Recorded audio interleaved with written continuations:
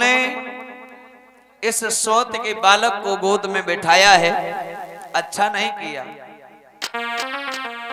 आगे बढ़ी, ध्रुव का हाथ पकड़ के धक्का दे दिया, मोह के बल जमीन पर ध्रुव गिर गया। अपने मौसी की ओर टकटकी लगा के देख रहा था तो मौसी बोली, क्यों रे कमीन, तेरी इतनी हैसियत कब से हो गई, तू मेरे राजा की गोद में बैठेगा? और मुझे लगता है उसने सच ही कहा और बोली, अगर इस गोद में बैठने का तुझे शौक था तो तूने सुनीति के गर्भ से जन्म क्यों लिया? तुझे जन्म तो मेरी कोख से लेना था। और बोली कि यदि पूर्व जन्म में तूने भी थोड़ा भी भजन किया होता तो उत्तम के बदले तूने भी मेरी कोख से जन्म लिया होता।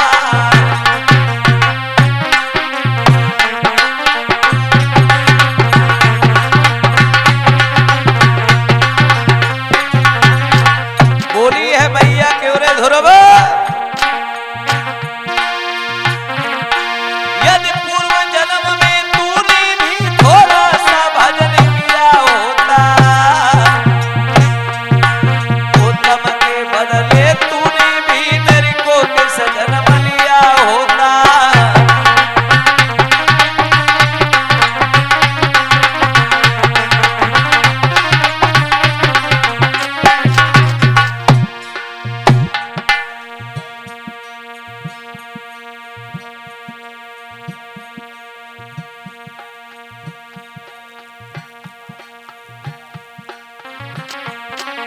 और बोले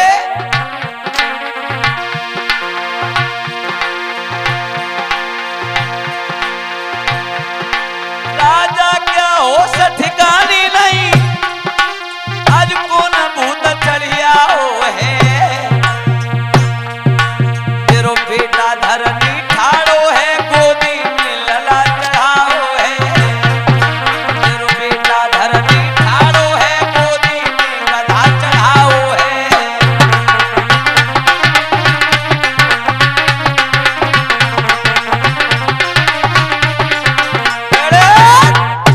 रानी ने ध्रुव को धक्का दिया है और कहा कि पूर्व जन्म में अगर तूने थोड़ा सा भजन कर लिया होता तो आज उत्तम के बदले मेरी कोख से जन्म तूने भी ले लिया होता।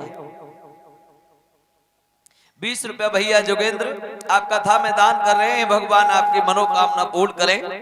इधर बंधु और ध्रुव अपनी मैया की टकटकी लगाकर मोह की ओर देखता रह गया। राजा भी कुछ न बोल सके, बोलते भी कैसे क्योंकि वचनबद्ध थे।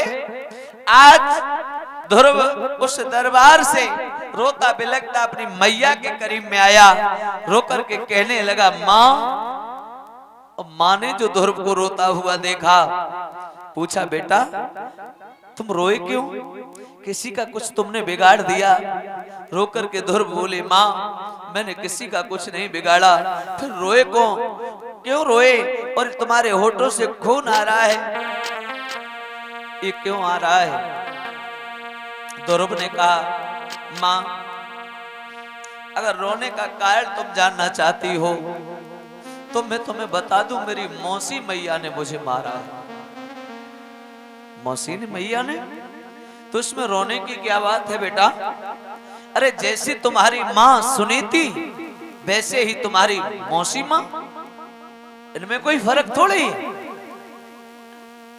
ध्रुव बोले, मैया ये तो मैं भी जानता हूं कि फर्क कुछ नहीं है, लेकिन बात एक है कि आज पिताजी के सामने मेरी मौसी माँ मुझे मारती रही, लेकिन एक बार भी मेरे पिता ने ये नहीं कहा, अरे इस बालक को क्यों मार रही है, आखिर इस बालक का दोष क्या है? मुझे बस इतना ही मेरे दिल में मलाल आ रहा है। पिताजी एक बार कह देते कि आखिर इस बालक का दोष क्या है, तू मार रही है तो क्यों मार रही है? तो मैया के मुख से बंधु निकल गया, मैया बोली, बेटा तू नहीं जानता है, अगर वो तेरे पिता होते तो अपनी आंखों के सामने तुझे पिटने नहीं देते। ध्रुव बोले मां इसका मतलब ये है कि मेरे ये पिता नहीं है, मेरे पिता कोई और है? बोले हाँ बेटा तुम्हारे पिता कोई और है। क्या नाम है मेरे पिता का? मैं तो आज तक भला इन्हीं को अपना पिता मानता था, लेकिन मुझे तो आज मालूम पड़ा है कि मेरे पिता कोई और है। सच बताओ मेरी माँ, आखिर मेरे पिता है कहाँ? मुझे ऐसा लगता है कि तुमने लड़ाई करके मेरे पिता को घर से निकाल दिया है ना। सच बोलो, आखिर कहाँ है मेरे पिता, कहाँ है और क्या नाम है? ध्रुव पूछने लगे हैं माँ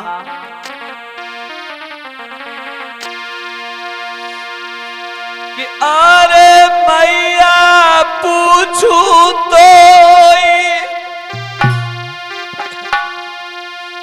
बताई दे कोई पिता का पाऊं। सच बता मेरे पिता का नाम क्या है, वो कहाँ मिलेंगे? मैया बोली बेटा अभी तुम छोटे हो, बड़े हो जाओ तब जाके पिता से मिल लेना। तुम्हारे पिता का नाम एक नहीं है, अनेक नाम है। कोई उन्हें भगवान कहता है, कोई राम कहता है, कोई कृष्ण कहता है, कोई अजन्मा बताता है, कोई निर्विकार, कोई निराकार। अनेक नामों से उन्हें जाना जाता है। ध्रुव बोले मां कि अरे मैया पूछू तो ही बताए दे मोई राम कहाँ पाऊं।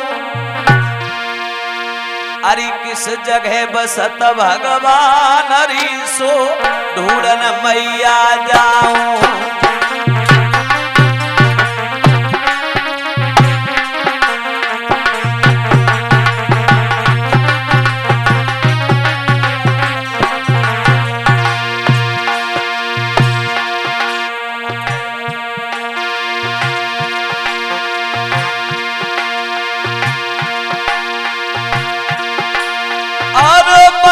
पूछू तो ही बताए दे कोई राम का पाऊं, राम का पाऊं।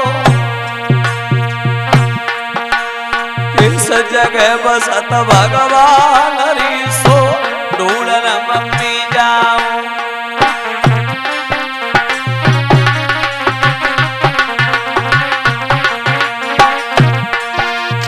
तब मैया बोली बेटा तुझे नहीं ज्ञान है, सुन। अरे सुन बेटा यह ज्ञान तो ही नहीं ज्ञान भेद समझाऊं। हर जगह प्रभु मौजूद साफ बतलाऊं।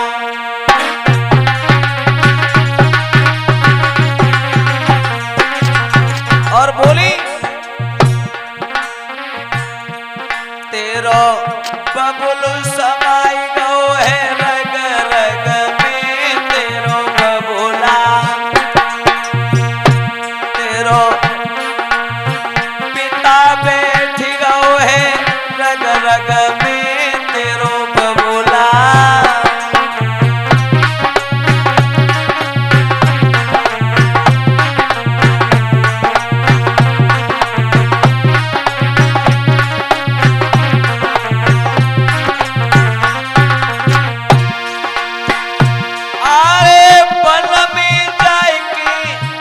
बड़ी छैयो पिता अपनी से मिल की आइयो। तेरो बबुल मिले गो तो ही एक पल में भी करना। तेरो बबुल समायो है रग रग में, तेरो बबुला।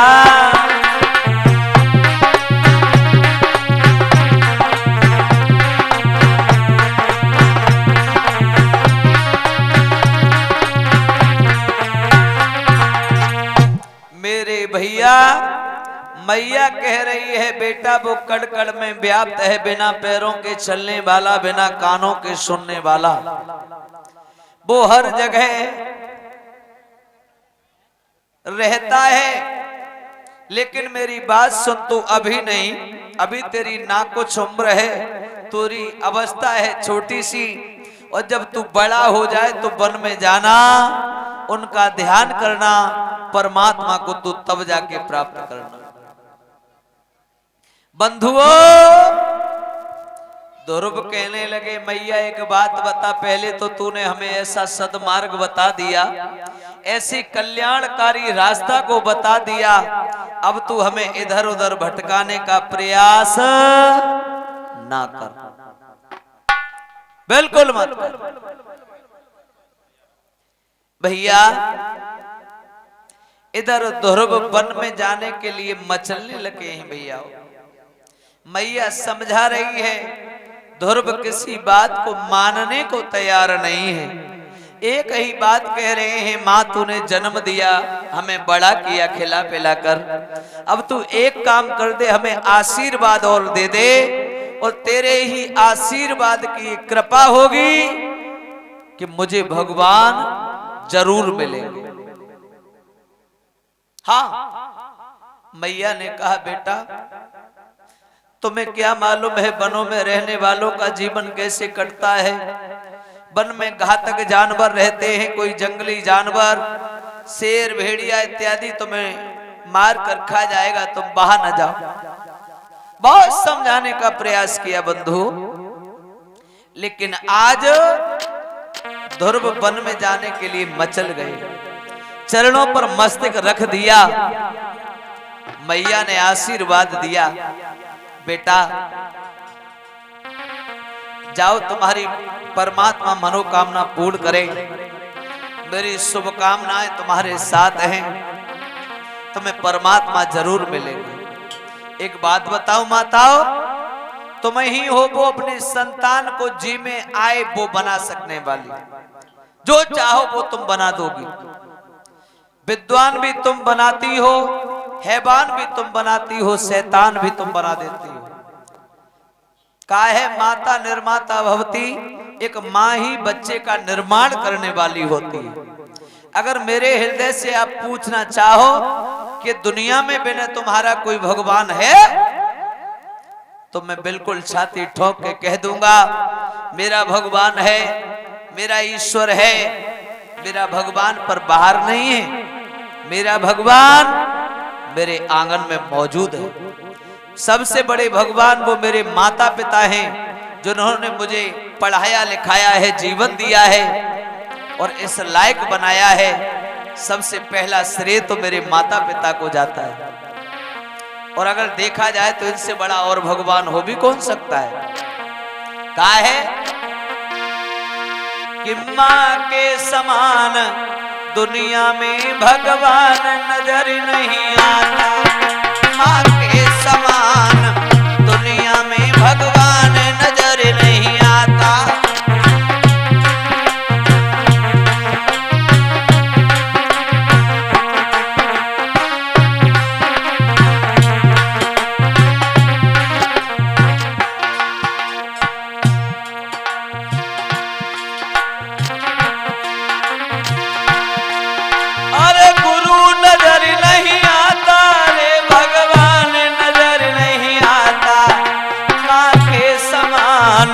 दुनिया में भगवान नजर नहीं आता।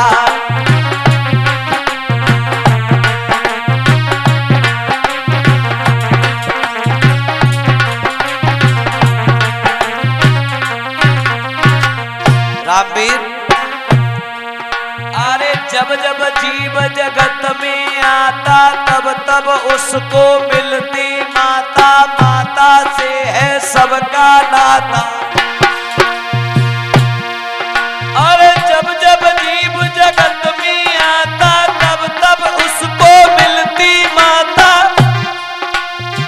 माता ही है भाग्य विधाता। अब माता मेरी भगवान, रे कोई गुरु नजर नहीं आया, माँ के समान दुनिया में भगवान नजर नहीं आया।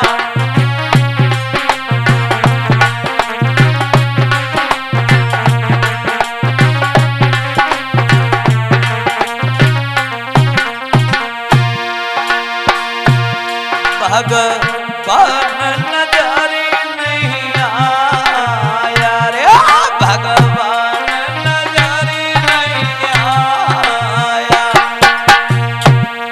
माँ के समान दुनिया में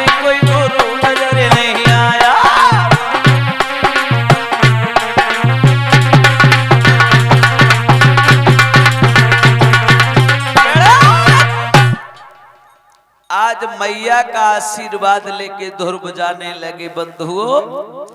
तो आज माता रोती बिलखती रह गई है। माँ के पास से निकले, गांव की गली में निकल ही पाए हैं, तब तक ये सूचना राजा को मालूम पड़ गई कि ध्रुव हमारे आंगन को छोड़ के वनों में जाना चाहते।